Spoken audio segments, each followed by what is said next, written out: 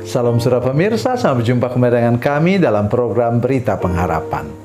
Saudara pemirsa, hari ini kita meneruskan di seputar Paskah ini saudara sekalian. Saya mengajak kita untuk merenungkan sesuatu. Ya, sesuatu yang memang luar biasa berkenaan dengan kematian Tuhan Yesus Kristus. Jadi saya mengajak kita hari ini untuk mulai menyadari bahwa siapa sebenarnya Yesus itu. Ya. Mari kita berdoa sebelum kita lebih jauh mendengarkan firman Tuhan ini. Bapa, dalam nama Yesus, berkati kami dengan firman Tuhan yang ajaib dan luar biasa ini Tuhan. Engkau menolong kami dengan kasih dan anugerah Tuhan, supaya kami dapat menangkap maksud firman Tuhan dengan baik dan benar. Terima kasih Tuhan. Buka mata rohani kami untuk mengenal Engkau lebih dalam. Dalam nama Yesus, haleluya, amin. Saudara pemirsa, saya mengajak kita hari ini untuk merenungkan firman Tuhan dari Injil Yohanes pasal 19. Injil Yohanes pasal 19 ayat 38 sampai 42. Ya, kita nanti sambil kita baca firman Tuhan ini, saya sampaikan firman Tuhan ini, saya akan baca ayat-ayat ini. Tapi sekarang kita membacanya dari ayat 38. Sesudah itu Yusuf dari Arimatea, ia murid Yesus tapi sembunyi-sembunyi karena takut kepada orang Yahudi, meminta kepada Pilatus supaya ia diperbolehkan menurunkan mayat Yesus. Dan Pilatus meluluskan permintaannya itu. Lalu datanglah ia dan menurunkan mayat itu. Amin. Saudara sekalian, di sini muncul dua nama. Satu namanya Yusuf dari Arimatea. Ya. Yang kedua ialah nanti ayat 39, Nikodemus.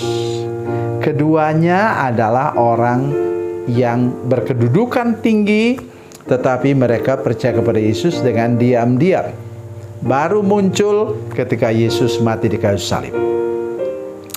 Saudara pemirsa, yang pertama ialah kita tahu hukumnya untuk jenazah-jenazah atau mayat-mayat orang yang mati di kayu salib. Mereka itu kan kriminal. Hukumnya, hukum Romawi mengatakan bahwa mereka itu kriminal. Karena itu mereka dihukum mati, divonis mati. Tapi saudara lihat, luar biasanya ada orang yang berkedudukan tinggi minta jenazah Yesus. Maka diturunkanlah mayat Yesus itu dari salib itu, sehingga dia tidak sempat untuk dikuburkan di kuburan massal, ya, tempat narapidana. Ini menunjukkan satu hal yang sangat penting, bahwa jenazah Yesus pun dihormati orang.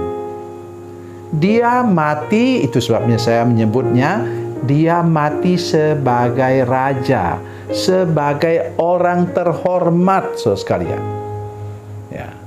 Jadi tulisan di kepala Yesus itu yang biasa disebut INRI itu, Yesus Nazarenus Rex Judeae, itu adalah tulisan yang merupakan tuduhan kenapa dia dihukum mati. Ditulis dalam 3 bahasa katanya. Bahasa Romawi, bahasa Latin, bahasa Ibrani, dan bahasa Yunani. Bahasa Yunani itu bahasa sehari-hari pada waktu itu. Bahasa Ibrani, bahasa keagamaan. Jadi semua orang yang lihat tulisan itu mereka mengerti. Ini sebabnya mengapa Yesus mati di kayu salib. Tapi Tuhan balikkan, itu yang saya mau sampaikan kepada kita semua hari ini. Tolong dengar apa yang saya katakan. Bahwa kalau sudah hidup dengan benar seperti Yesus, maka sesudah engkau meninggal pun engkau akan terangkat tinggi-tinggi, saudara sekalian. Sudah masih ingat Rasul Petrus ketika dia mati disalibkan di Bukit Vatikan, dia bilang apa? Aku tidak layak disalibkan seperti guruku. tapi aku mau disalibkan dengan kepala ke bawah, menunjukkan kerendahan hati yang luar biasa. Dan betul, dia disalibkan dengan kepala ke bawah di Bukit Vatikan. Sudah tahu sekarang Bukit Vatikan itu apa? Itu tempat, di sanalah kedudukan paus yang memerintah seluruh umat Gereja Katolik Roma di seluruh dunia. Dan mereka menganggap bahwa Petrus itu adalah paus pertama. Oleh karena itu sudah mendengar, tidak pernah ada namanya Paus Petrus, karena dia sangat dihormati. Jadi pesannya kepada kita semua hari ini, marilah kita seperti Yesus, bahwa kalau kita betul-betul hidup benar di hadapan Tuhan dan di hadapan sesama manusia, maka Tuhan bahkan sesudah kita menjadi mayat pun kita akan diangkat tinggi-tinggi oleh Tuhan seperti seorang raja.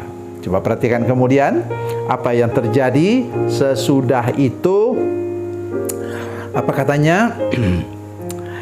Ayat 41, dekat tempat di mana Yesus disalibkan ada suatu taman, dan dalam taman itu ada suatu kubur baru yang dalamnya belum pernah dimakamkan seorang. Itulah kuburan milik Yusuf dari Arimatea.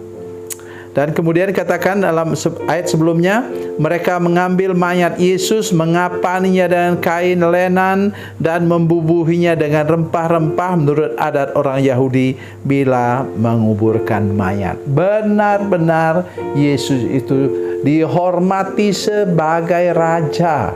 Pesannya untuk kita sekarang, kalau kita mau dihormati, mari miliki hidup yang betul-betul meniru Kristus. Ya, meniru Kristus, meniru jejak langkah Kristus.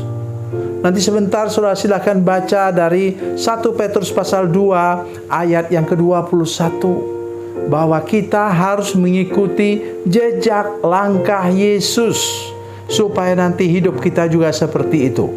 Bahkan sesudah kita meninggal pun kita dihormati. Ingat, mereka di sana, mereka dikuburkan dalam seperti gua, dan di sana ada dibuat tempat kayak tempat tidur, taruh di situ. Dari situ ya Yesus dibaringkan, dikapani dengan baik, terhormat. Kalau dua tadi yang yang mati di sebelah kiri, sebelah kanan, disalibkan di sebelah kiri, sebelah kanan Yesus, itu apa yang terjadi? Mana dikapani? Mereka dilemparkan begitu saja ke dalam lubang bersamaan. Dan itu sudah kebiasaan dari prajurit Romawi. Mereka tidak mau ngurus seperti begitu. Tapi Yesus sangat berbeda. Oleh sebab itu pesan hari ini ialah, kalau saudara mau terangkat, kalau saudara mau dipermuliakan, tirulah jejak langkah Yesus dengan benar. Ingat, itu tadi 1 Petrus 2:21, kita sudah diberikan teladan oleh Yesus. Mari kita memasukkan kaki kita ke bekas telapak kaki Yesus. Tuhan Yesus memberkati, Tuhan Yesus baik. Mari kita berdoa. Bapa, dalam nama Yesus, terima kasih banyak Engkau sudah berbicara kepada kami lewat firman Tuhan ini.